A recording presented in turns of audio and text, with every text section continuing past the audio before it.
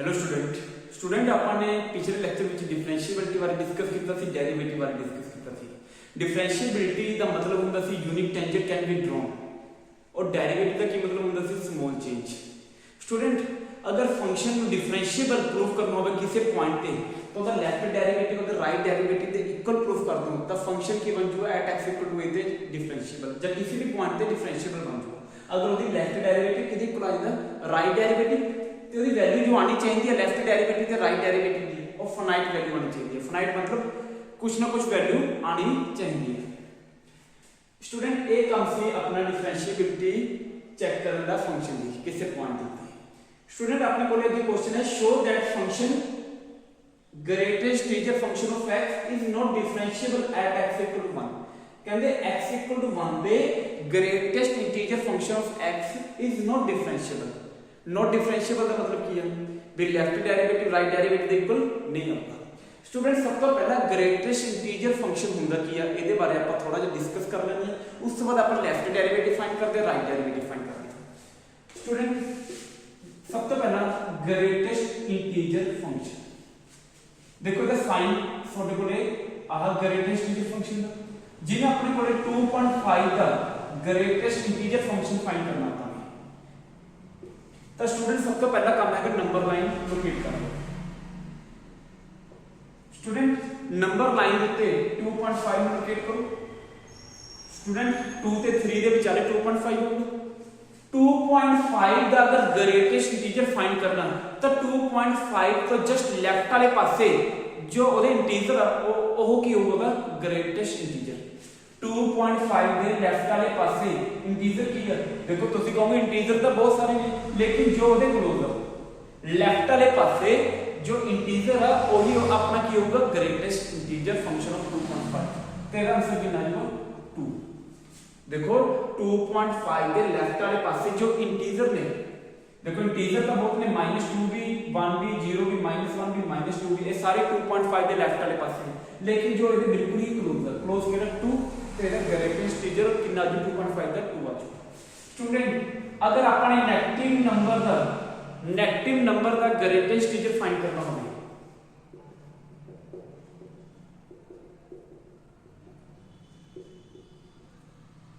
ਤਾਂ देखो स्टूडेंट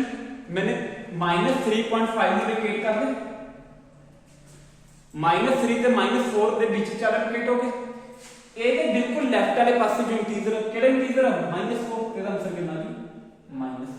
ਆਪਾਂ ਨੇ ਹਮੇਸ਼ਾ ਹੀ ਲੈਫਟ ਵਾਲੇ ਪਾਸੇ ਦੇਖਣਾ ਸਟੂਡੈਂਟ ਨੈਗੇਟਿਵ ਨੰਬਰ ਵਾਲੇ ਪਾਸੇ ਵੀ ਤੇ ਪੋਜ਼ਿਟਿਵ ਨੰਬਰ ਵਾਸਤੇ ਵੀ। ਉਸ ਤੋਂ ਬਾਅਦ ਅਗਰ ਆਪਾਂ ਨੇ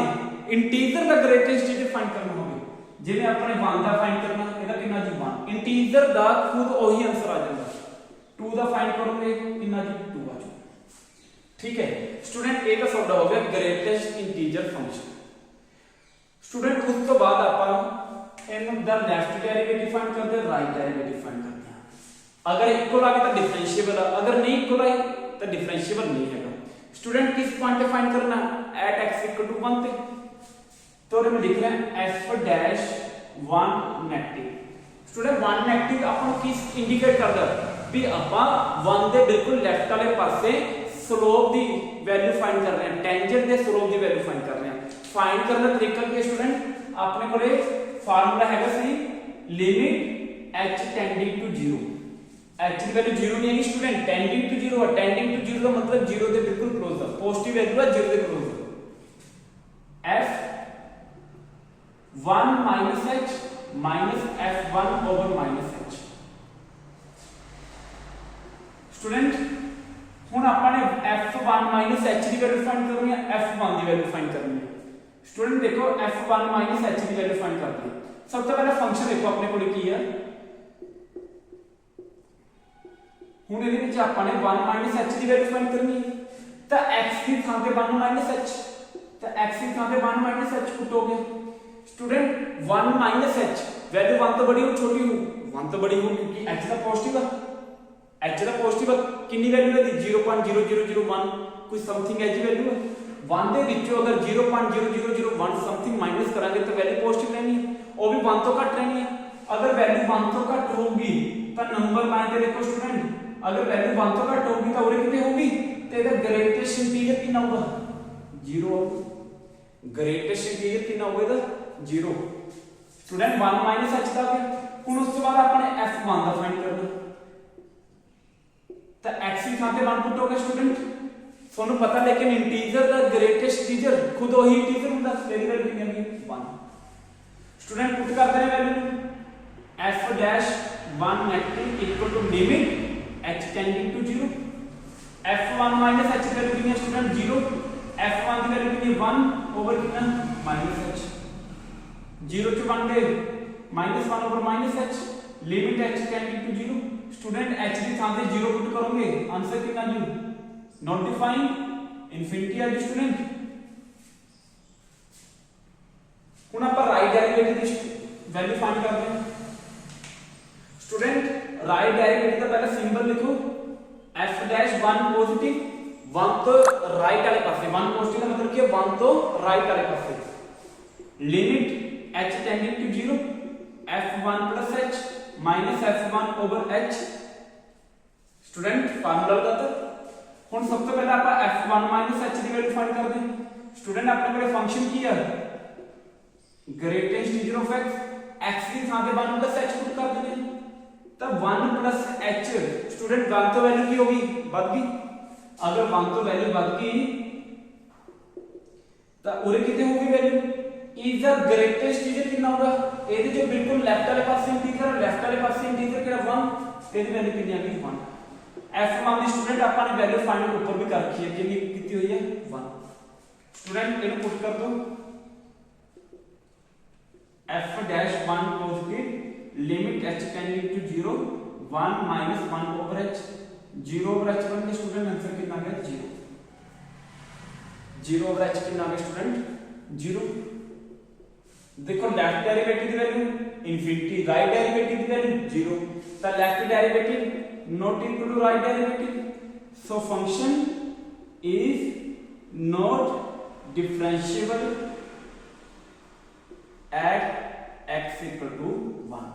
तो x equal to 1 से फंक्शन डिफरेंशिएबल नहीं है स्टूडेंट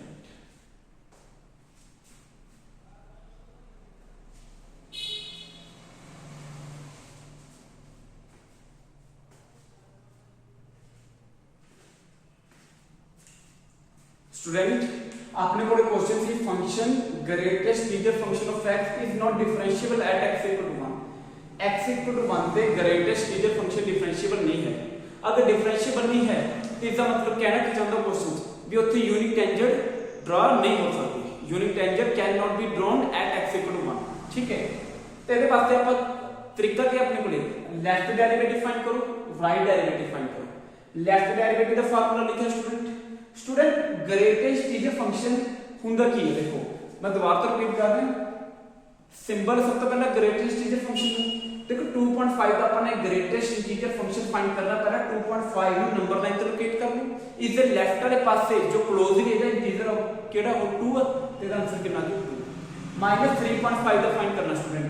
माइनस 3.5 माइनस 3 ते माइनस 4 दे बीच चले होगा ਇਹਦਾ ग्रेटेस्ट इंटीजर फंक्शन ਇਹਦੇ ਬਿਲਕੁਲ ਲੈਫਟ ਵਾਲੇ ਪਾਸੇ ਜੋ ਇੰਟੀਜਰ ਕਿਹੜਾ ਇੰਟੀਜਰ ਹੈ -4 ਤੇਰਾ ਆਨਸਰ -4 ਇੰਟੀਜਰ ਆ ਰਿਹਾ ਦਾ ग्रेटेस्ट इंटीजर फंक्शन सेम ਉਹੀ ਆ ਜਾਏਗਾ 1 ਦਾ 1 2 ਦਾ 2 3 ਦਾ 3 स्टूडेंट ਹੁਣ ਆਪਾਂ ਨੇ ਲੈਫਟ ਡੈਰੀਵੇਟਿਵ फाइंड करने ਸੀ f1 h ਦੀ ਵੈਲਿਊ फाइंड करनी है f1 ਦੀ ਵੈਲਿਊ फाइंड करनी है स्टूडेंट देखो f1 h स्टूडेंट ये जो वैल्यू है f1 h दी ये वैल्यू 1 तो घट होगी अगर वैल्यू 1 तो घट होगी तो कितनी होगी स्टूडेंट कितनी होगी 0.999 होगी ਇਹਦਾ ग्रेटेस्ट इंटीजर लूंगे तो कितनी होगी वैल्यू 0 स्टूडेंट 1 ਦਾ ग्रेटेस्ट इंटीजर 1 तो ਇਹਨੂੰ ਪੁੱਟ ਕੀਤਾ वैल्यू तो कितना आंसर आ गया इंफिनिटी आ गया स्टूडेंट सिमिलरली आप राइट डेरिवेटिव फाइंड किया 1 h the greatest integer function 1 तो वैल्यू की होगी बड़ी होगी 1 तो वैल्यू बड़ी होगी तो 1 ਤੇ 2 ਦੇ ਵਿੱਚ ਚਲੀ ਹੋਗੀ 1 ਤੇ 2 ਦੇ ਅਗਰ ਵਿੱਚ ਚਲੇ ਹੋਗੀ तो ਉਹਦਾ ग्रेटेस्ट इंटीजर कितना होगा 1 आऊगा f1 ਦੀ ਵੈਲਿਊ 1 ਹੀ ਹੁੰਦੀ ਹੈ स्टूडेंट क्योंकि 1 ਦਾ ग्रेटेस्ट इंटीजर 1 ਹੀ ਹੁੰਦਾ ਇਹ ਵੈਲਿਊ ਨੂੰ ਪੁੱਟ ਕੀਤਾ ਫਾਰਮੂਲੇ ਦੇ ਵਿੱਚ ਆਪਣੇ ਰਾਈਟ ਡੈਰੀਵੇਟਿਵ ਵਾਲੇ ਚ ਉਹਦੇ ਵੈਲਿਊ ਕਿੰਨੀ ਆ ਗਈ 0 लेफ्ट डेरिवेटिव ਦੀ वैल्यू इंफिनिटी राइट डेरिवेटिव ਦੀ वैल्यू 0 ਤਾਂ लेफ्ट डेरिवेटिव राइट डेरिवेटिव ਦੇ ਇਕੁਅਲ नहीं आया स्टूडेंट ग्रेटेस्ट इंटीजर फंक्शन दे अगर आप ग्राफ की गल करिए स्टूडेंट इहदा ग्राफ देखो एक बार थोड़ा ग्राफ के थोड़ा जिहा क्लीयर कराने की कोशिश करता मैं थोड़ा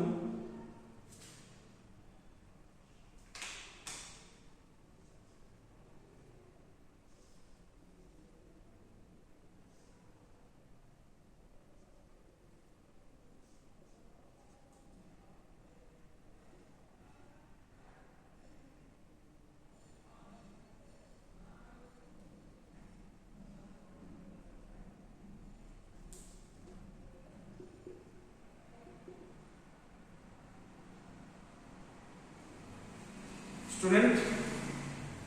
एक ग्रेटेस्ट इंटीजर फंक्शन का ग्राफ है स्टूडेंट्स ये बनया कि मैं सब तो पहले थोड़ा जिहा बारे आप क्लैरिफिकेशन कर लें देखो उरे x की वैल्यू कितनी 0.1 उरे 0.2 ये सारे वैल्यू लिख रहे देखो 0.1 दा ग्रेटेस्ट इंटीजर 0 0.2 दा 0 0.9 दा कितना होगा ये भी 0 लेकिन 1 दा कितना 1 देखो जो वैल्यू x दी 0.1 तो लेके 0.9 है तो आंसर कितना आ रहा है y की वैल्यू कितनी आ रही 0 तो पॉइंट लिख लिया अपन 0.10 आ कितना जो 0.20 सिमिलरली और एंड पे कितना 0.90 देखो आ पॉइंट लोकेट करिए तो सारे पॉइंट आ गए स्टूडेंट ने की 1 ते वैल्यू कितनी है 1 तो 1 ते मैंने सर्कल मारता भी वैल्यू 0 नहीं है ऊपर चली गई वैल्यू कितनी आ गई थी 1 आ गई क्योंकि y की वैल्यू कितनी है स्टूडेंट आगे इसी तरीके से 1.1 1.2 1.9 तक जो वैल्यू होगी तो आंसर के नंबर 1 तो उधर ग्राफ हो गया 2 ते वैल्यू 2 ता नहीं 2 ते वैल्यू 1 ता नहीं सॉरी 2 ते वैल्यू कितनी होगी 2 तो पॉइंट ऊपर शिफ्ट हो गया इसी तरीके से नेगेटिव वाले स्टूडेंट क्वेश्चन ਵਿੱਚ ਸੀ ਵੀ ਫੰਕਸ਼ਨ x 1 ਤੇ ਡਿਫਰੈਂਸ਼ੀਏਬਲ ਨਹੀਂ ਹੈਗਾ ਹੁਣ ਤੁਹਾਡੇ ਕੋਲ ਲੈਫਟ ਡੈਰੀਵੇਟਿਵ ਦੀ ਵੈਲਿਊ ਕਿੰਨੀ ਆਈ ਇਨਫਿਨਿਟੀ ਨੋਟ ਡਿਫਾਈਨ ਹੈ ਸੀ ਆਪਾਂ ਇਹਦੀ ਗੱਲ ਕਰਦੇ ਹਾਂ स्टूडेंट 1 ਦੇ ਬਿਲਕੁਲ ਲੈਫਟ ਵਾਲੇ ਪਾਸੇ ਉਹਦੇ ਚਲੇ ਮੈਂ ਤੁਹਾਨੂੰ ਲੈਕਚਰ ਵਿੱਚ ਦੱਸਿਆ ਪਿਛਲੇ ਵੀ ਤੁਹਾਡੇ ਕੋਲੇ ਜੋ ਟੈਂਜੈਂਟ ਡਰਾ ਹੁੰਦੀ ਆ ਉਹ ਕਿੰਨੇ ਪੁਆਇੰਟ ਨਾਲ ਹੁੰਦੀ ਦੋ ਪੁਆਇੰਟ ਨਾਲ ਜਿਹੜੇ ਬਿਲਕੁਲ ਕੀ ਹੁੰਦੇ ਨੇ ক্লোਜ਼ ਦੇਖੋ 1 ਤੋਂ ਬਿਲਕੁਲ ਲੈਫਟ ਵਾਲੇ ਪਾਸੇ ਆ ਪੁਆਇੰਟ ਆ ਬਿਲਕੁਲ ਇਹਦੇ ਨਾਲ ਪਰ ਆਪਾਂ ਨੂੰ ਟੈਂਜੈਂਟ ਨਾਲ ਮਤ ਕਿੰਨੇ ਪੁਆਇੰਟ ਦੀ ਲੋੜ ਹੈ ਸਟੂਡੈਂਟ ਦੋ ਤਾਂ ਪੁਆਇੰਟ ਅੱਗੇ ਤਾਂ ਹੈ ਨਹੀਂ ਤਾਂ ਪੁਆਇੰਟ ਉਹਦੇ ਚਲੇ ਗਏ ਆ ਪੁਆਇੰਟ ਚਲੇ ਗਏ ਇਹਨਾਂ ਨੂੰ ਬੁਲਾ ਦੋ स्टूडेंट बिल्कुल ही स्ट्रेट लाइन वांगू ऑब्टेन हो रही है ਤੁਹਾਨੂੰ ਪਤਾ अगर लाइन बिल्कुल y एक्सिस ਦੇ पैरेलल ਹੋਵੇ y एक्सिस ਦੇ पैरेलल ਹੋਵੇ तो ਉਹਦੀ स्लोप ਕਿੰਨੀ ਹੁੰਦੀ ਹੈ ਇਨਫਿਨਿਟੀ ਆ ਦੇਖੋ स्टूडेंट टाइम करके भी स्लोप की है इनफिनिटी ਹੁਣ स्टूडेंट राइट डेरिवेटिव की वैल्यू कितनी आ रही है 0 राइट डेरिवेटिव की वैल्यू कितनी आ रही है 0 आ देखो स्टूडेंट राइट 1 तो बिल्कुल ही राइट वाले पासे चले गए पूरे पहुंच गए ਹੁਣ ਇਹਦੇ ਕੋਲੇ ਤਾਂ 1 ਨੂੰ ਬਣਾਉਣ ਵਾਸਤੇ ਪੁਆਇੰਟ ਹੈਗਾ ਸੀ ਆਪਾਂ ਨੇ ਜੋ ਪੁਆਇੰਟ ਲਾਣੇ ਨੇ 1 ਨਾਲ ਬਣਾਣੇ ਨੇ ਸਟੂਡੈਂਟ ਆ ਦੇਖੋ 1 ਤੋਂ ਲੈਫਟ ਜਦੋਂ ਲੈਫਟ ਵਾਲੇ ਦੀ ਵੈਲਿਊ ਕੱਢ ਰਹੀ ਸੀ 0.9 ਨੂੰ ਵੀ 1 ਨਾਲ ਬਣਾਇਆ ਸੀ ਤਾਂ ਕਰਕੇ ਸਟ੍ਰੇਟ ਲਾਈਨ ਬਣ ਗਈ ਸੀ ਜਿਹਦੀ ਸਲੋਪ ਕਿੰਨੀ ਆਉਂਦੀ ਸੀ ਇਨਫਿਨਿਟੀ ਜੋ ਇਹਦੇ ਰਾਈਟ ਵਾਲੇ ਪਾਸੇ ਪੁਆਇੰਟ ਹੈ ਕਿਹੜਾ 1.001 ਇਹਨੂੰ ਵੀ 1 ਨਾਲ ਬਣਾਇਆ ਤਾਂ ਲਾਈਨ ਬਣ ਗਈ ਕਿਹੜੀ ਲਾਈਨ ਬਣ ਗਈ ਜਿਹੜੀ x ਐਕਸਿਸ ਦੇ ਕੀ ਆ ਪੈਰਲਲ ਜੇ ਕੋਈ ਲਾਈਨ x ਐਕਸਿਸ ਦੇ ਪੈਰਲਲ ਹੋਵੇ ਉਹਦੀ ਸਲੋਪ ਕਿੰਨੀ ਹੁੰਦੀ ਹੈ 0 ਤਾਂ ਦੇਖੋ ਲੈਫਟ ਦੀ ਇਨਫਿਨਿਟੀ ਰਾਈਟ ਦੀ 0 इक्वल नहीं है तो function is not differentiable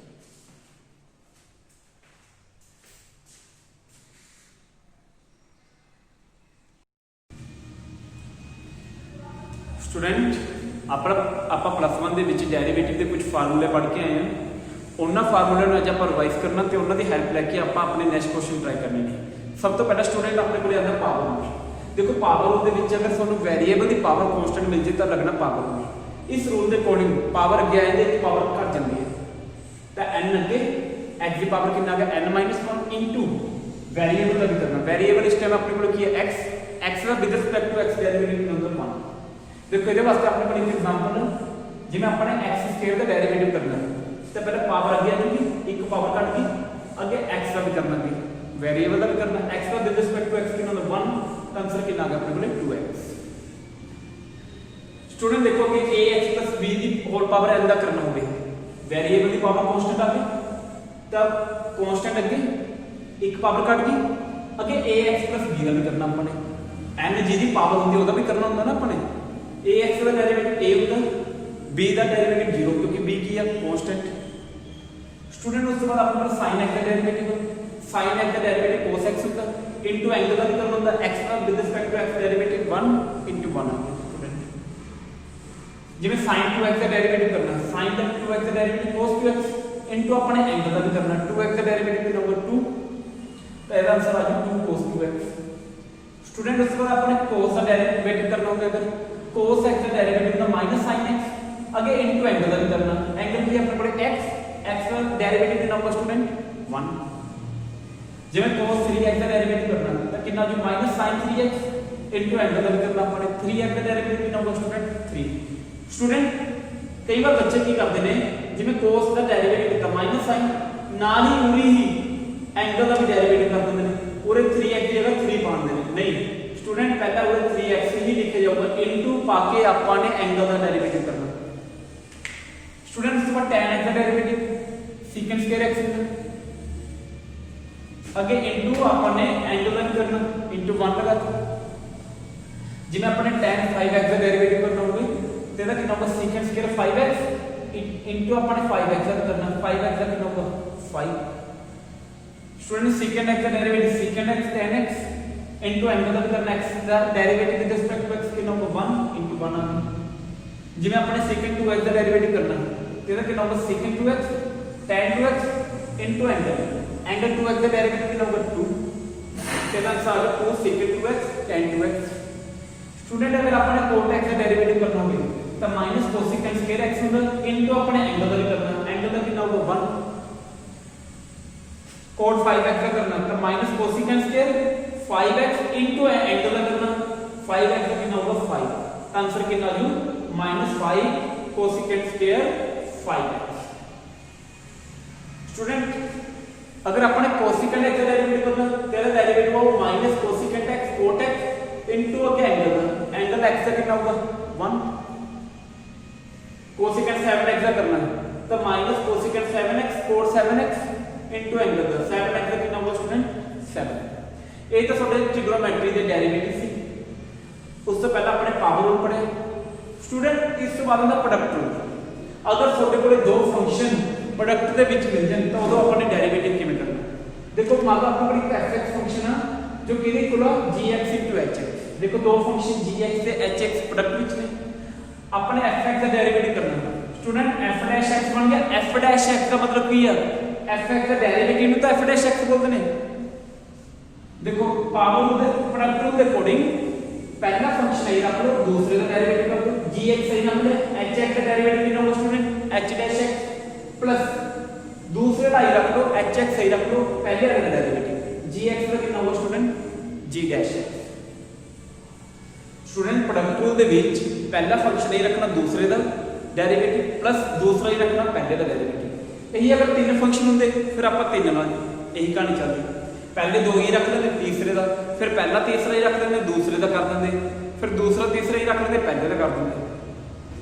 student उसके बाद आपके कोल है क्वेश्चन रूल अगर दो फंक्शंस को डिवाइड च मिल जाए तो ओदा डेरिवेटिव किवें करना देखो fx का डेरिवेटिव f' देखो दो फंक्शन डिवाइड च ने gx एक hx स्टूडेंट सब तो पहला डिनोमिनेटर में जो फंक्शन होगा स्क्वायर करना पड़ेगा जो डिनोमिनेटर में फंक्शन होगा की करना स्क्वायर फिर डिनोमिनेटर वाला फंक्शन ऊपर एच ऊपर वाले का डेरिवेटिव g' पूरे आओ माइनस स्टूडेंट याद रखना प्रोडक्ट रूल विच प्लस आंदा क्वेश्चन रूल दे विच माइनस आंदा ऊपर वाला रखना gx सही रखना नीचे वाला डेरिवेटिव h' स्टूडेंट दोबारा तो सुनो क्वेश्चन रूल विच अगर दो फंक्शन डिवाइड कर दें तो सब तो पहले नीचे वाले का स्क्वायर करना hx का स्क्वायर बन गया उस तो बाद नीचे वाला hx सही रखना hx का स्क्वायर नहीं रखना बल्कि hx सही रखना gx का g' डेरिवेटिव माइनस फिर gx सही रखो hx का कितना होगा h' स्टूडेंट जो पूरे hx की वैल्यू है ये नॉन जीरो होनी चाहिए जीरो नहीं होनी चाहिए स्टूडेंट उसके बाद अपने को आएगा कांस्टेंट फंक्शन अगर अपने को कांस्टेंट का डेरिवेटिव करना होगा तो उसका डेरिवेटिव कितना होगा कांस्टेंट का 0